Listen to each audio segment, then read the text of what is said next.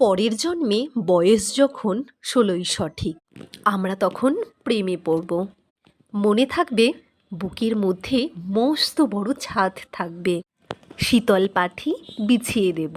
সন্ধে হলে বসবো দুজন, একটা দুটো খসবে তারা।